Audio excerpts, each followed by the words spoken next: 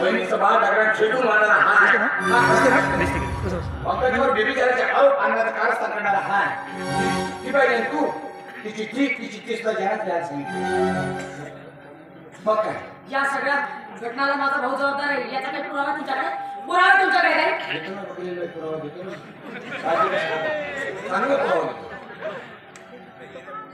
आपलं हे रूपा आण ते जनावर इकडं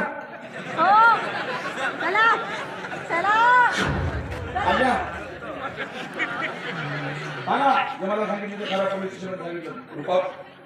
अगं तुला तरी शोभत तुझे वडील आहेत त्यांना असं हात धरून का दिसतो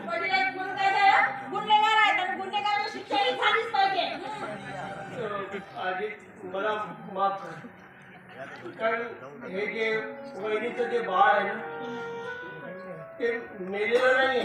ते मारण्यात आलेलं आहे आणि तेही दगडाने खेचून मारण्यात आलेलं आहे आणि तेही मारले या माणसाने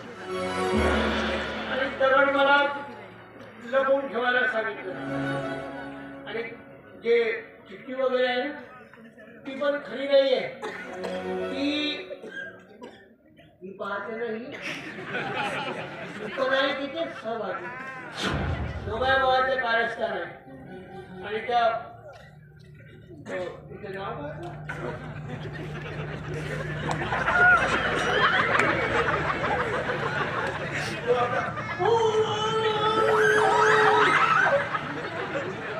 पंकज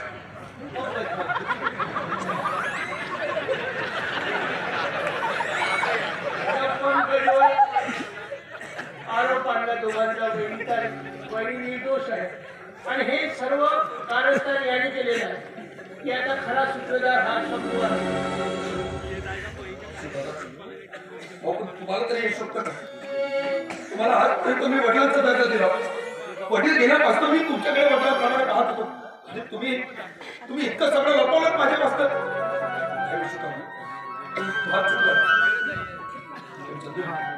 या सगळ्या प्रकरणात त्या दोघांचा हात हे कसं काय लक्षात आलं आणि त्या गावाच्या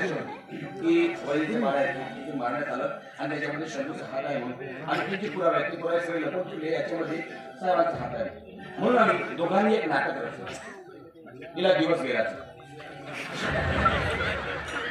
नाटक होत तुमच्याकडून ते पुरावे बाहेर काढण्यासाठी तेव्हा हे रस्त्यावर आले ते पुरावे सगळे काढले ते पोलीस स्टेशनला दिले ना माफीचा आता खरं म्हणजे ते दोघेही त्याच्यामध्ये सामील आहे. आता तुला काय करायचं तू निर्णय घे चला अरे हा या या वकील साहेब या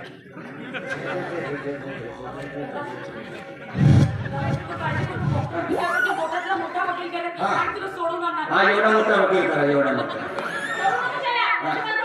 अलीकडा